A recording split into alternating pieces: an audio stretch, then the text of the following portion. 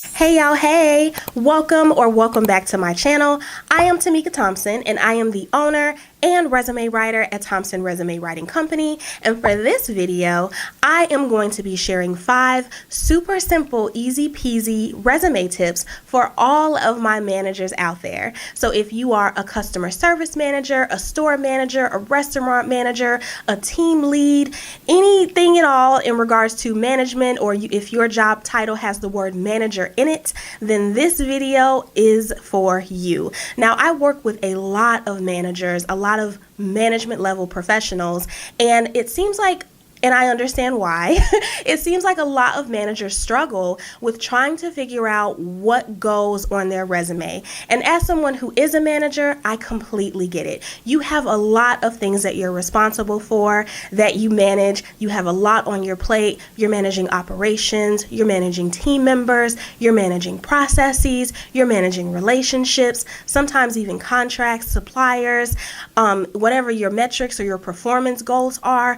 I totally understand. And because I work with so many management professionals who struggle with this, I feel like, why not make a video about it? Because I'm pretty sure that there are even more managers out there who may have this problem. So if you are a manager and you may be sitting down to write your resume soon for your upcoming job search, maybe you want to search for a new position, or you're just updating your resume because you haven't touched it in a while, this video is for you. So without further ado, let's get right into it. Number 1 on this list is to be very detailed and be very specific when you're talking about what you actually manage or what you actually lead. And you want to make sure that you focus on this specifically in your career summary as well as your job bullet points as well. So it's not enough to just say manage responsibilities, manage tasks. Think bigger, think deeper, right? So what do you manage? Is it operations? Is it processes? Is it relationships?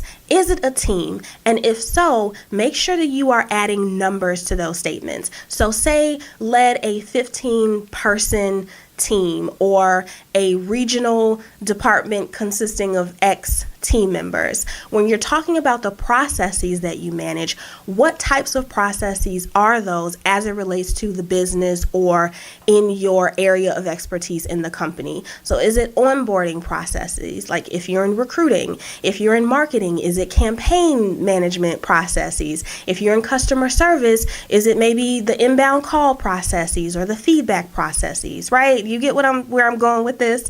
Be specific when you're talking about the processes and the things that you specifically manage. The last thing that you want to be is vague or just wording things in a very general, very vague, blanketed way where the recruiter may read it and still have a lot of questions after reading it. That is what you don't want.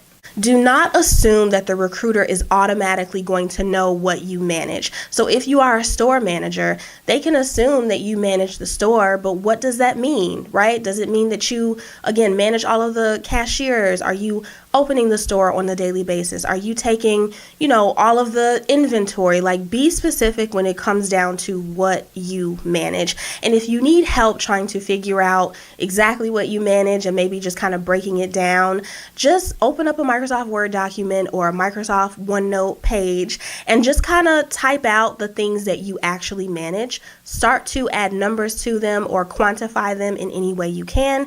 And that is what you want to include on your resume. If you are managing projects, you'll want to talk about the different types of projects that you manage, how they benefit the business, and how you managing them works to the company's advantage. So when it comes to managing those projects, are they always on time? How many projects have you managed throughout your tenure thus far? So I understand, again, that as a manager, you have a lot under your belt. There's a lot that you do manage, but you want to be as specific as you can when talking about what you manage, what you lead, what you oversee, what you direct, what you administer, etc., etc. And that's another point that I want to mention, just a quick caveat.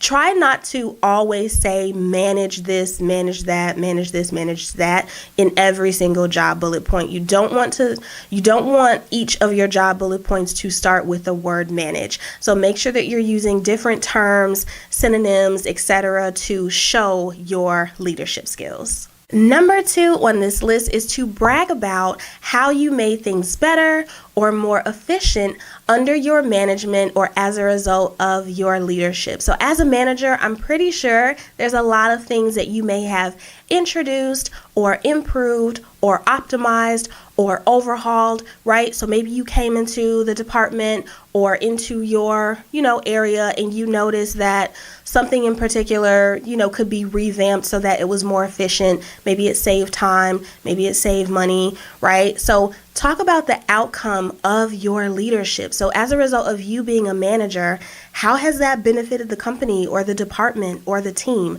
Dive into that information because that is what recruiters want to see. They want to see how good of a manager you are, not just that you manage the teams, the operations, the projects, etc., but how well you were good at it. Did you exceed your goals? Did you meet your goals? Is there a way in particular that maybe you went above and beyond? Or is there something that you did that majorly impacted either the company, the department, the division? And this can be on a day-to-day level, or it can be higher, like in the grand scheme of things when you're talking maybe business plans or revenue strategies or sales strategies or something like that. With you being a manager and being the best manager that you are, I'm sure, how has that worked to the company's advantage? How is the company performing better by having you in that management or manager or leadership seat?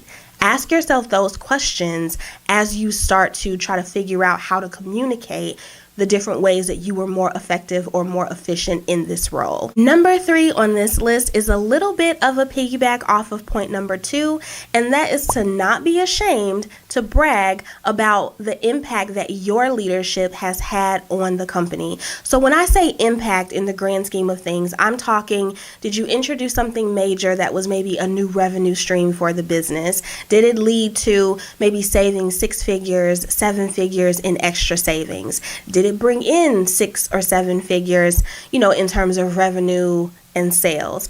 Did it have just like this big impact? And I understand that sometimes when you work for very large Fortune 500 companies, it's a little difficult to quantify that.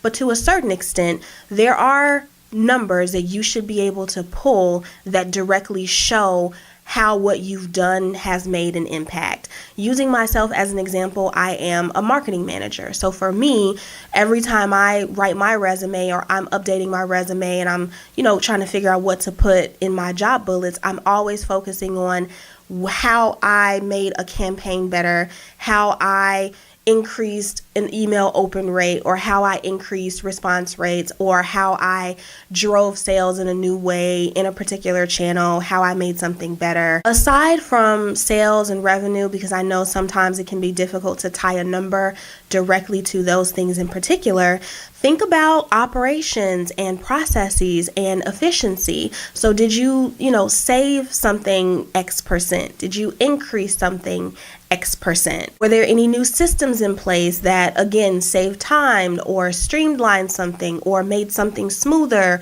or less complicated, less matrixed?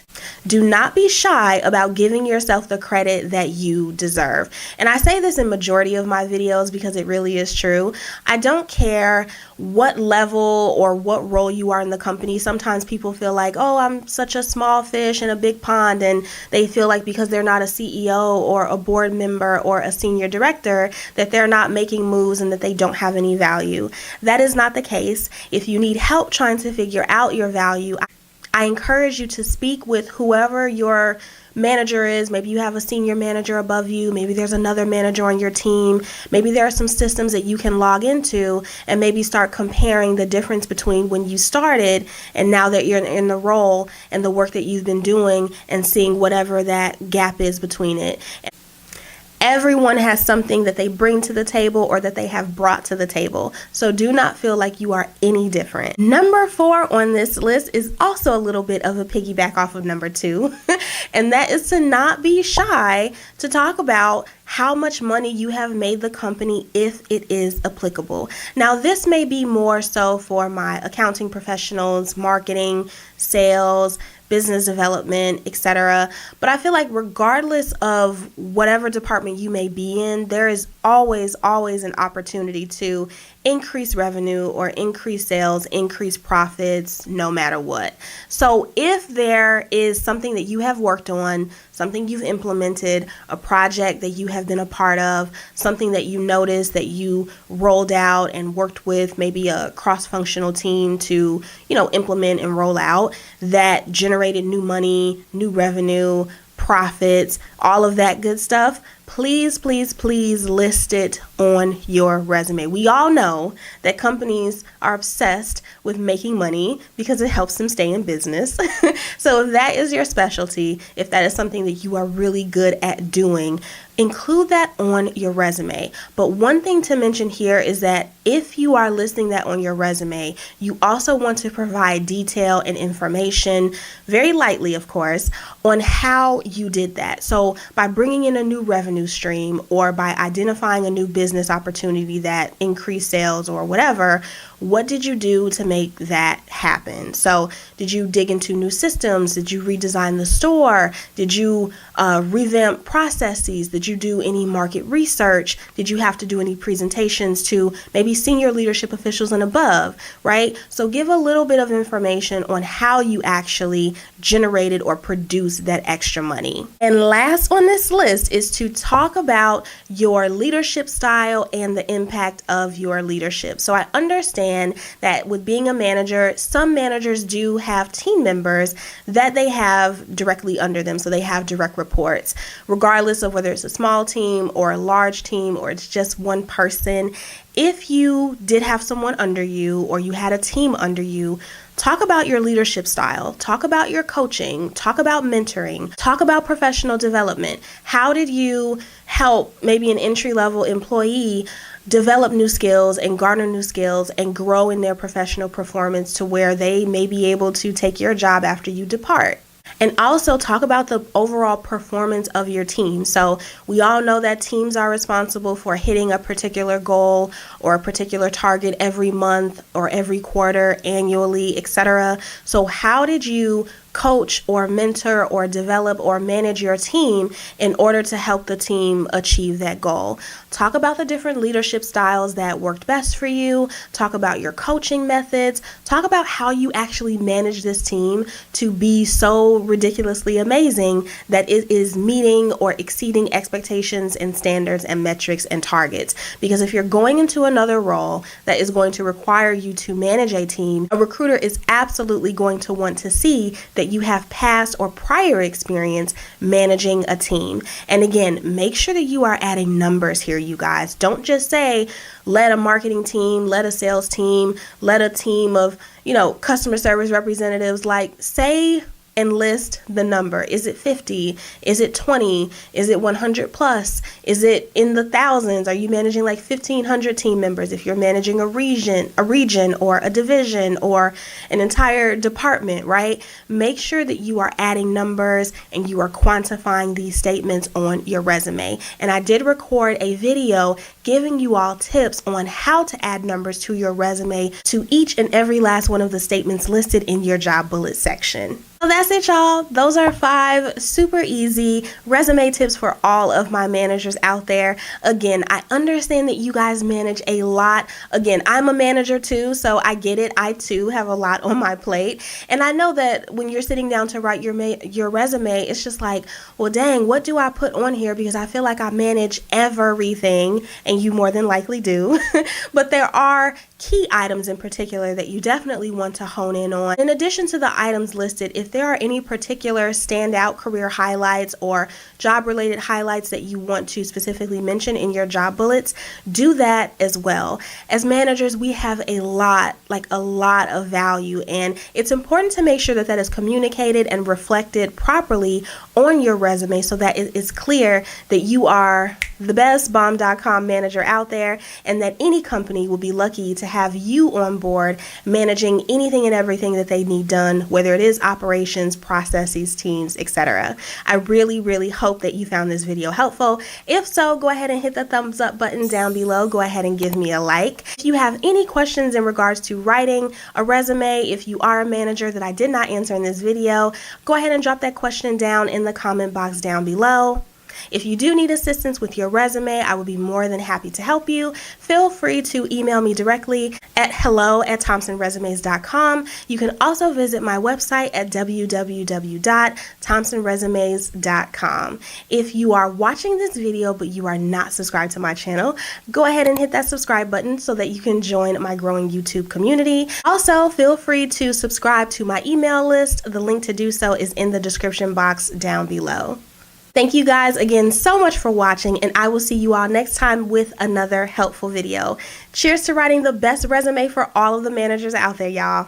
Bye.